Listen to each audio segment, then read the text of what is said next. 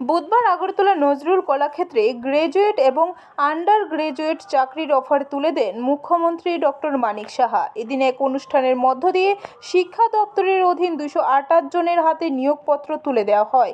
এর মধ্যে 66 জন under graduate teacher এবং 162 জন গ্রাজুয়েট টিচার।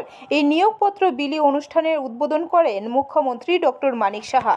মুখ্যমন্ত্রী শূন্য পদ পূরণের তথ্য প্রমাণ দিয়ে বলেন, বর্তমান সরকার স্বচ্ছ নিয়োগ নীতিতে পরীক্ষা গ্রহণ করে এবং ড্রাই হানার্সের 17,554 জনকে সরকারি চাকরি প্রদান করেছে।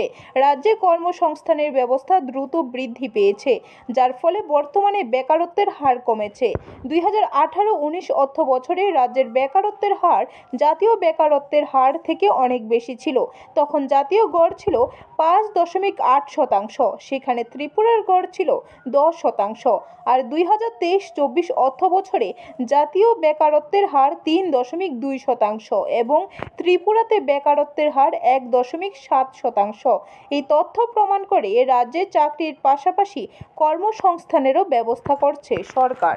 30 এপ্রিল সেখানে আরও 228 জন যে শিক্ষক তাদেরকে নিয়োগপত্র দেওয়া হচ্ছে এবং এতে করে 2025 সালে মানে আজকে পর্যন্ত 3,554 জন এই সরকারি চাকরির নিয়োগপত্র পেয়েছেন এবং কর্মরত রয়েছে।